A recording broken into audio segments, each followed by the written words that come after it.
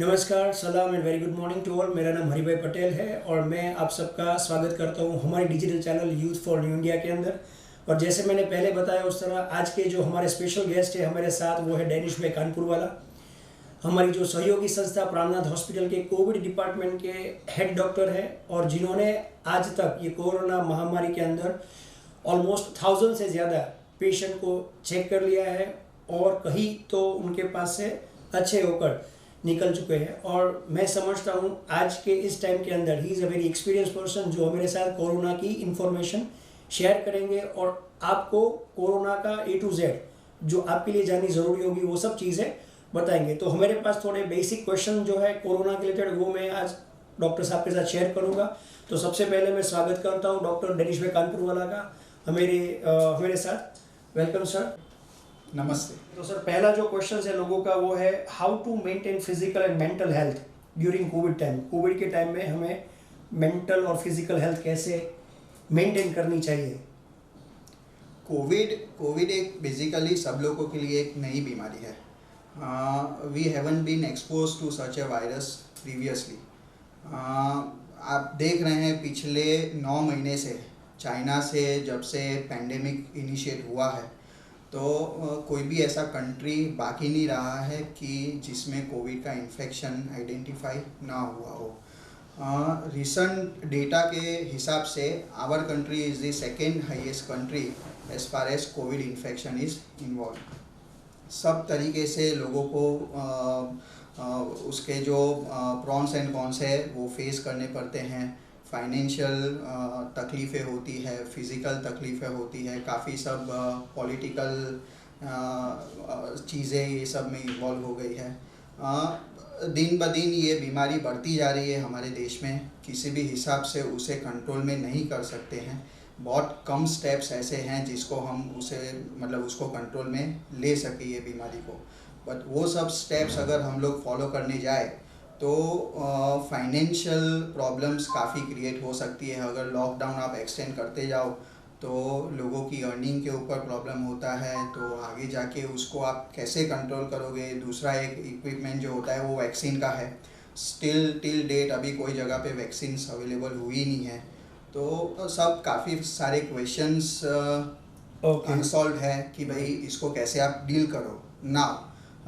ये सब बहुत सारे प्रॉब्लम्स क्रिएट होने के कारण mentally each and everyone is tired of कि भाई इसको अब डील कैसे करें। तो इसमें क्या है कि you have to be very positive while dealing this kind of scenario. News इतने आते हैं, लोगों के रिलेटिव्स में समाचार इतने मिलते हैं डेली, ये प्रॉब्लम हो गया, उनको हॉस्पिटलाइज किया है, उनकी डेथ हो गई, नंबर ऑफ़ केसेस इतने बढ़ रहे हैं। तो ये डेफिनेटली एक मेंटल ट्रॉमा देता है। बट अल्टीमेटली इसे डील करने के लिए we have to be mentally strong. हमें ये वायरस के साथ जीना है, ये एक्सेप्ट करके ही जीना पड़ेगा। और कब तक ये सिनेरियो रहेगा वो कोई बता नहीं सकता है। शायद हो सके 4 महीना, 6 महीना या 1 साल। आपने सुना होगा कि अराउंड 100 ईयर्स बैक जब इन्फ्लुएंजा का पैंडेमिक हुआ था इन द ईयर ऑफ 1918, वो 2 साल तक वो पैंडेमिक चालू रहा था। तो ऑलमोस्ट 1 सेंचुरी हो गई है। तो वापस यही सिनेरियो डेवलप हुआ है और we have to deal with a positive attitude. हाँ, कोरोना को हराएंगे, टाइम लगेगा, बट अल्टीमेट विन तो ह्यूमन बींग्स की होगी इसके सामने। Okay, that's good and that's the positive attitude we have to apply in our routine life. और दूसरा सर क्वेश्चन है कि ये कोरोना के इनिशियल सिम्टम्स और कोरोना के टाइम में हमको क्या प्रिकॉशन रखनी चाहिए और पोस्ट कोरोना प्रिकॉशंस क्या होनी चाहिए। सिम्टम्स पॉइंट ऑफ व्यू से देखने जाए तो बहुत वेरिएबल सिम्टम्स आते हैं सब में। काफ़ी लोगों जो कोविड का इन्फेक्शन उनको होता है, most of the people remains asymptomatic. Asymptomatic क्या है कि उनको कोई सिम्टम्स ही नहीं होते, उनके बॉडी के अंदर कोरोना वायरस होते हैं पर वो बाहर उसके कोई लक्षण दिखते नहीं हैं। जब ये स्टेज होता है तो इसको हम लोग इंक्यूबेशन पीरियड बोलते हैं, जिसमें पेशेंट के बॉडी के अंदर वायरस तो होते हैं पर उसके कोई सिम्टम्स रिफ्लेक्ट नहीं होते हैं, दिखाई नहीं देते। हाँ, दिखाई नहीं देते हैं। तो ये फेज़ जो है वो बहुत टफ फेज़ है। पेशेंट को खुद को नहीं पता होता है कि भाई वो इन्फेक्टेड है, और वही आदमी दूसरे काफ़ी लोगों को इन्फेक्ट कर सकता है। तो मतलब वो स्प्रेडर की रोल सोसाइटी में प्ले करता है कि भाई एक में से दूसरे, दूसरे को तीसरे में से इन्फेक्शन ऐसे लग सकता है। और बाकी जब सिम्टम्स जो होते हैं तो सुनने में आया है कि ये बेसिकली रेस्पिरेटरी वायरस है। रेस्पिरेटरी मतलब सांस का जो ट्रैक्ट होता है, नोज से लेके लंग्स तक, वो जो पूरा ट्रैक्ट होता है उसको रेस्पिरेटरी ट्रैक्ट बोलते हैं। तो उसमें शुरुआत में नाक में से पानी बहना, सर्दी रहना, सर में दर्द होना, गले में दर्द होना, गले में खराश होना, खांसी आना, और अल्टीमेटली जब लंग्स इन्वॉल्व हो जाते हैं, लंग्स के अंदर वायरस का इफेक्ट आ जाता है, उसको न्यूमोनिया बोलते हैं। तो वो टाइम पे आदमी को खांसी ज़ोर ज़ोर से आ सकती है, सांस लेने में तकलीफ़ हो सकती है, थोड़ा भी चले तो आदमी को थकान लगती है। कभी कभार बहुत ज़्यादा न्यूमोनिया हो जाए, बहुत सीवियर न्यूमोनिया हो जाए, तो उसमें खांसी में खून भी आने के लक्षण डेवलप हो सकते हैं। इसके अलावा कोविड वायरस ऐसा है कि वो एक सिस्टम को अफेक्ट नहीं करता है, वो बॉडी की मल्टी सिस्टम्स को अफेक्ट करता है। मतलब ऐसा नहीं है कि सिर्फ सांस तक ही उसकी कंप्लेंट सीमित रहेगी। काफ़ी लोगों जब आते हैं हॉस्पिटल में तो उनको सर्दी खांसी की कंप्लेंट होती नहीं है, सिर्फ फीवर और वीकनेस मतलब इतने वीक हो जाते हैं कि वो पूरे दिन बेड पे ही सोए रहते हैं। जब से सिम्टम्स चालू होते हैं उसके 2-3 दिन उनको खाने की रुचि नहीं होती है, कोई चीज़ में अच्छा नहीं लगता है, ऐसा लगता है कि भाई मैं एकदम हेल्पलेस हो गया हूँ। काफ़ी पेशेंट्स में गैस्ट्रोइंटेस्टिनल सिम्टम्स दिखते हैं, मतलब डायरिया, वॉमिटिंग, एब्डोमिनल पेन ऐसा होता है। कुछ लोगों को ब्रेन के सिम्टम्स आते हैं, ब्रेन के सिम्टम्स में सीवियर हेडेक होता है। काफ़ी केसेस हम लोग ने ड्यूरिंग दिस पेंडेमिक फेज में ये भी देखा है कि आदमी को सडनली पैरालिसिस हो गया, चाहे उसको फीवर भी नहीं आया हो, ना ही उसको और कोई पुरानी बीमारी हो। पेशेंट पिछली रात एकदम नॉर्मल सो जाता है, नेक्स्ट डे खड़ा होता है तो उसको पैरालिसिस हो जाता है। हॉस्पिटल आता है, रूटीन चेकअप हम लोग करते हैं, ऑक्सीजन लेवल सब बराबर होता है। पैरालिसिस का वर्कअप करने में हम लोग सीटी स्कैन करवाते हैं, तो as a part of routine screening हम लोग HRCT चेस्ट भी करवा लेते हैं। तो उसमें पता चलता है कि ये पेशेंट तो साथ में कोविड का भी उसको सब फीचर्स दिख रहे हैं HRCT में।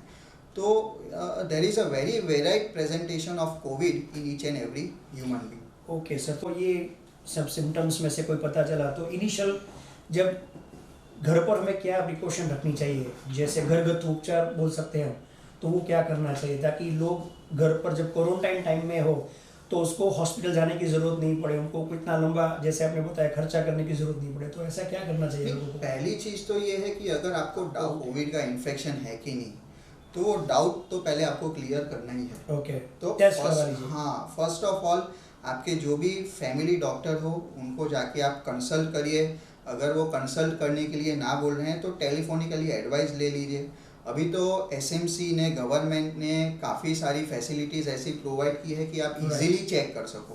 पहले 2 महीने पहले ये सिचुएशन थी कि भाई आपको टेस्ट भी करवाना तो आपको हॉस्पिटल में एडमिट होना पड़ता था। सही है, बराबर। बट जो उन लोगों ने जो ये सब फैसिलिटीज़ प्रोवाइड की है, धन्वंतरी रथ है, काफ़ी हेल्थ सेंटर्स पे फ्री ऑफ कॉस्ट चेकअप होता है, तो इनिशियल फेज़ में तो आप रिपोर्ट करवा ही लीजिए।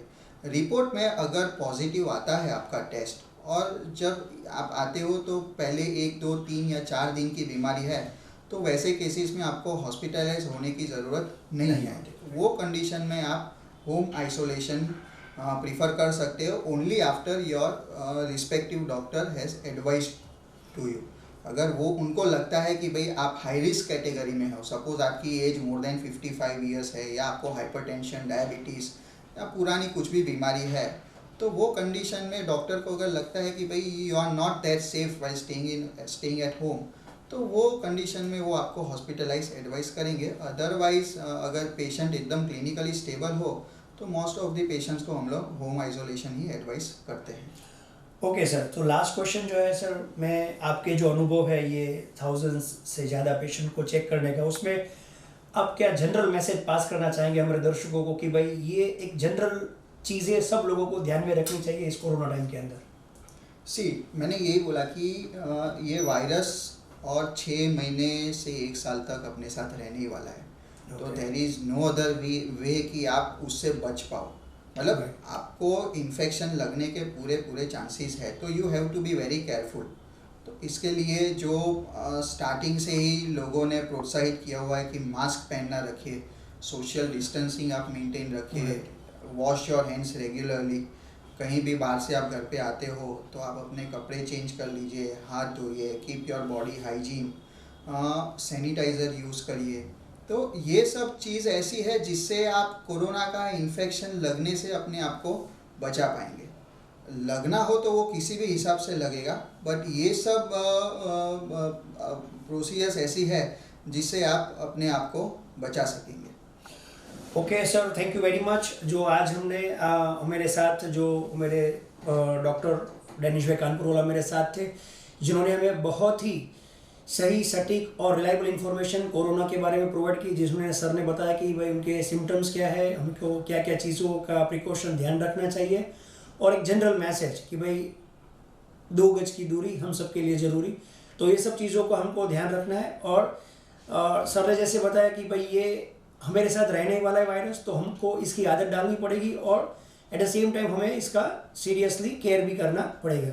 तो चलिए दोस्तों, इस वीडियो को अंत तक ले जाता हूँ। मुझे लगता है कि आज की इन्फॉर्मेशन आपको बहुत ही हेल्पफुल रहेगी और ज़्यादा से ज़्यादा इस इन्फॉर्मेशन को लोगों तक पहुँचाए ताकि लोग इसका फ़ायदा ले सकें। Thank you very much. जय हिंद, जय भारत।